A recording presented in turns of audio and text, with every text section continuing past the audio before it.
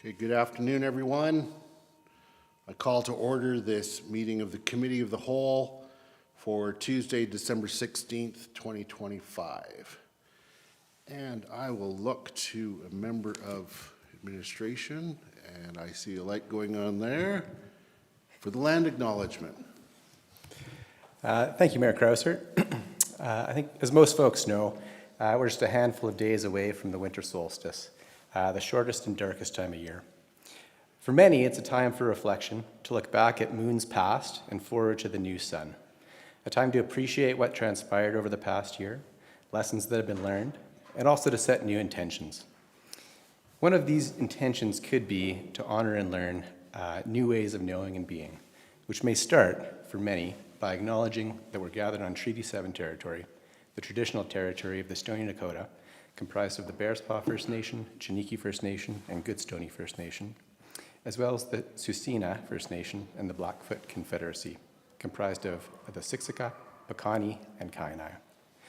We acknowledge that this land is also home to the Rocky View Métis District 4 within the Battle River Territory, and we acknowledge all nations who live, work, and play, and help us steward this land and honor and celebrate this territory. Thank you very much, Mr. Mackay. Okay, we'll turn to the agenda. I don't think, is Councillor Faubert joining us? She is, and she's visible on the screening, just not on the projector. I'm here. Okay, there you go. Okay, so Sorry. yeah, so no, thank you, Councillor, for letting us know you're there. As we're not dealing with any substantive votes at a committee of the whole, it's not essential that we see you all the time, but it would be helpful that we see you in case you have questions and whatnot. So so that's being worked on, but we'll just proceed. Turning to the agenda, I don't think there's any changes. So I am going to move approval of the agenda for December 16th, 2025 Committee of the Whole meeting as circulated. All those in favor? Carried unanimously. And now to the minutes of November 18th. Are there any errors or omissions that anyone noticed? Seeing none, I'll move approval of the minutes for November 18th, 2025 Committee of the Whole meeting as circulated. All those in favor? Carried unanimously. Okay, and on to staff reports. D1, Moustache Lands Update. Ms. Smithers, welcome, and whenever you're ready, the microphone is yours. Thank you, and good afternoon, members of council.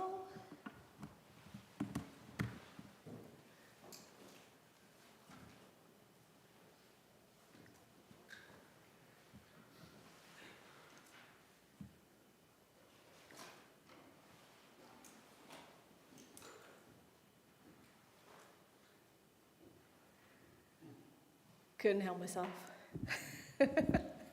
So I am here today to give you an update on the Moustache lands and the memorandum of understanding that the town is currently finalizing with the YWCA Banff.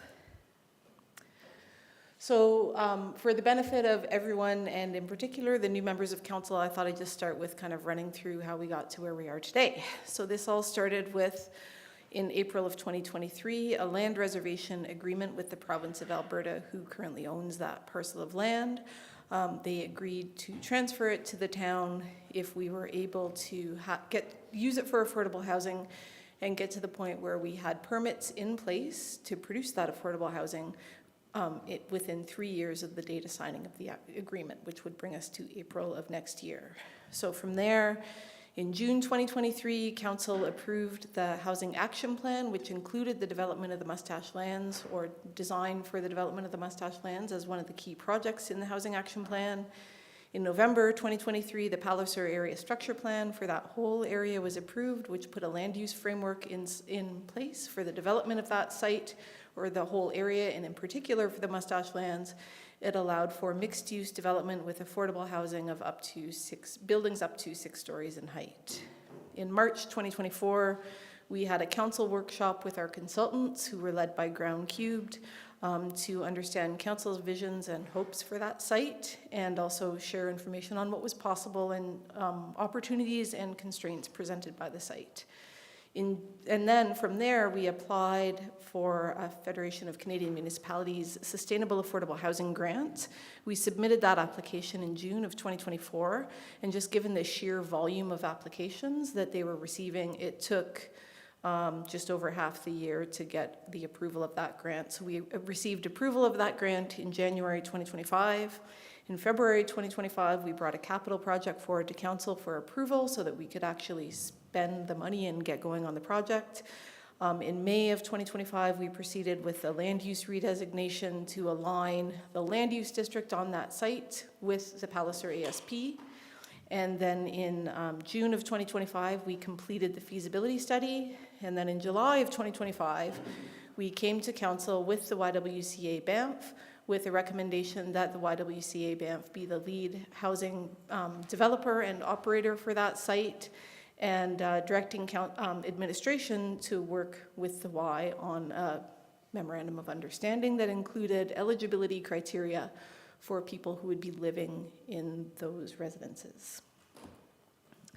So the feasibility study that we got the FCM grant to do came up with an initial development program, and this will be refined by the YWCA Banff. They're doing work right now with their stakeholders to fine-tune this, so which is normal, and I just want to, so this is an idea of where we're headed, but it won't look exactly like this when we get the ultimate program, but that's completely normal in these types of projects.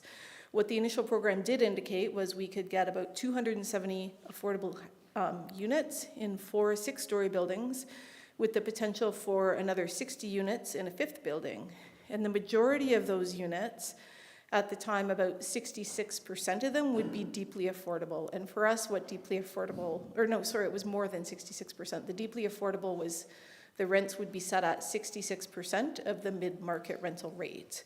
And it was probably about 80% of the units would be at that deeply affordable level. And then the initial program also included about 2,500 square meters of community hub and retail space.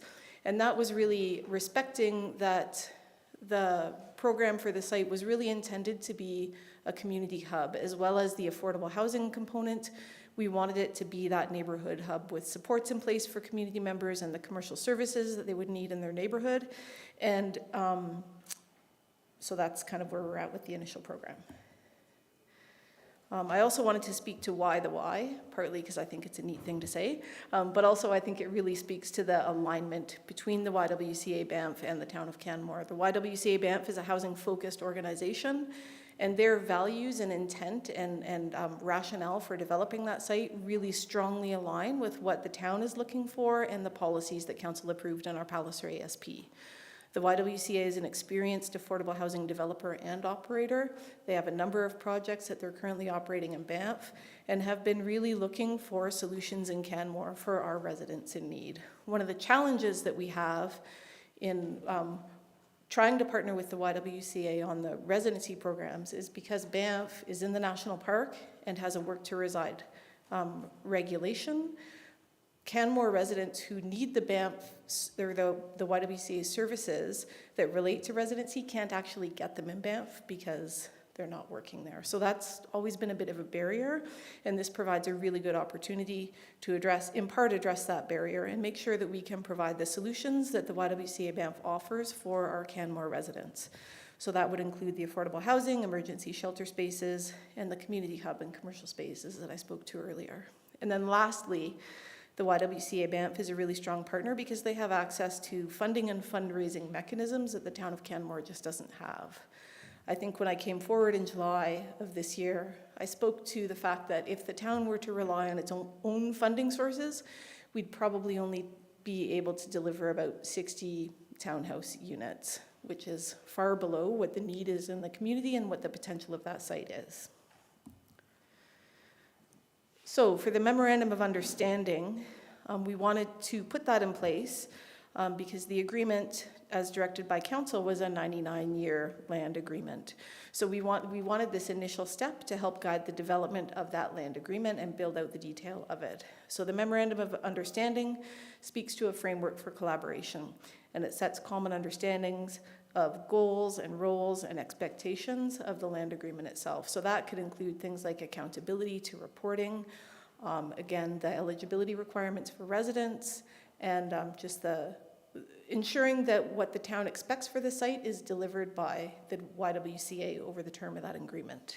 I did also want to flag that the MOU also sets an expectation that development and building permit fees for the buildings would be waived, and that would be a decision of council. Our fee schedule is approved by council. We cannot, as administration, make a decision to waive those, so you can expect to see early in the new year a report coming forward with a request to waive those fees.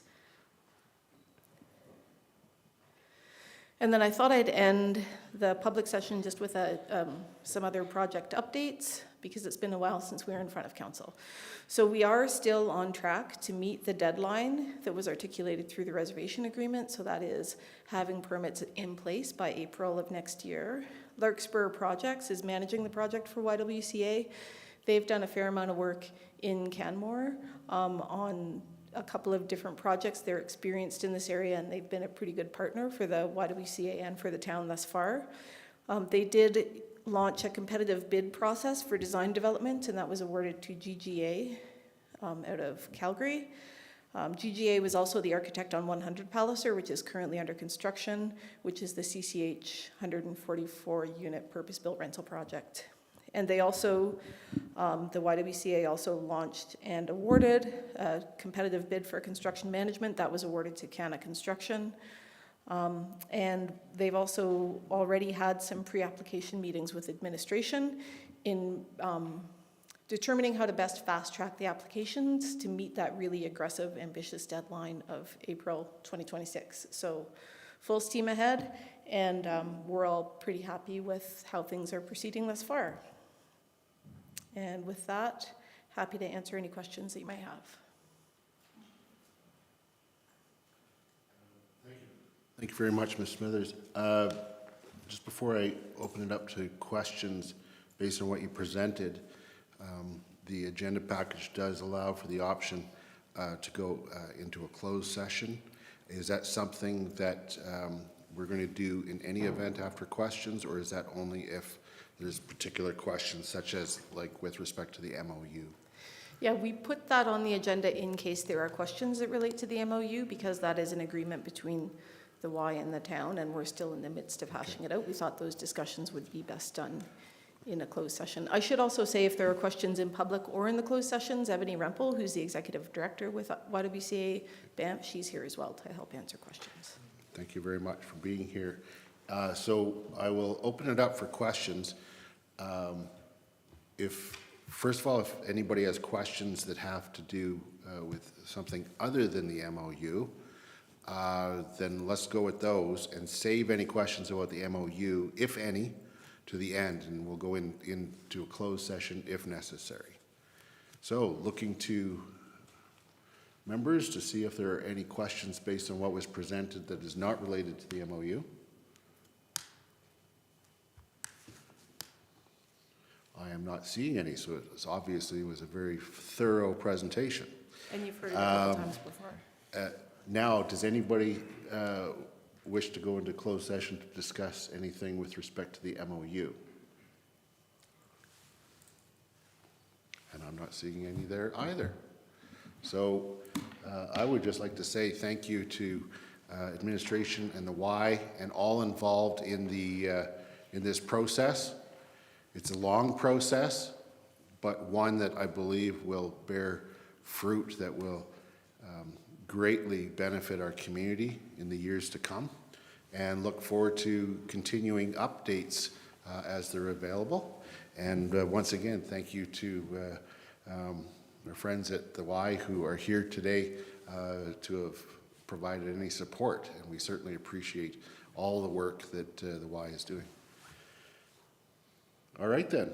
Well, then we'll move on to councillor updates. We've all provided our updates. We've all had a chance to read them. This is an opportunity to ask any questions, if any.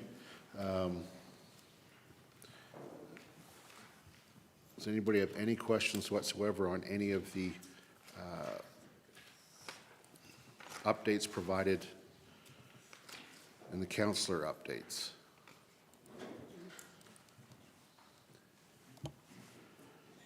Okay.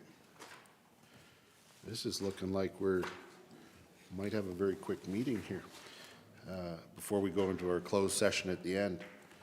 Okay, seeing none there, let's turn to the administrative updates. And both with the councillor updates and administrative updates, there were a lot of attachments. I know we've all had a chance to read them. Are there any questions that anybody would like to bring at this time? Councillor Marin. Yeah, I just had a quick question with the community fire guards landing pile burning as to when that's scheduled to be finished. And I may have missed that somewhere, so apologies. It's just because we've had so many questions from the community about that process. Thanks, Scott. Mr. Mackay. I mean, the short answer is that March would be when the longest it could possibly go. With that said, we were able to complete the burning of approximately half the piles to be burned within a 1-week period. So if there's adequate burning conditions for, I would say, another 1 to 2 weeks consecutive, then we could be done quite sooner than March. So residents shouldn't expect that pile burning to be producing smoke in the air for the duration, now till March. However, there are a number of other projects outside of the town of Canmore's purview and managed by their land managers that may cause some smoke to be visible or smelt until March. Perfect. Okay, thanks, Mr. Mackay. Okay, thank you. Any other questions?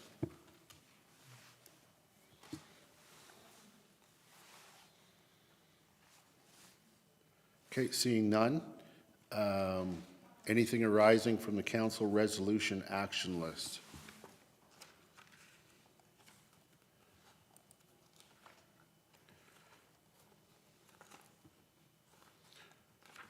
You see there's one item there that will be falling off because it's completed, and this will be the last time it's on there, and that is with the Moustache Lands Development as far as the the presentation that we received today. Satisfied that one. Any other questions? No? All right then. This brings us to our closed session. And so I am going to move that the committee of the whole close the meeting to the public to prevent disclosure of advice, proposals, recommendations, analysis, or policy options developed by or for the public body, including consultations and deliberations in accordance with sections 29 sub 1 sub A and 29 sub 1B of the Access to Information Act, and information or a record that is subject to any type of legal privilege, including solicitor-client privilege in accordance with section 32 sub 1 sub A of the Access to Information Act. Calling the question, all those in favor? Carried unanimously. And so we are in a closed session here.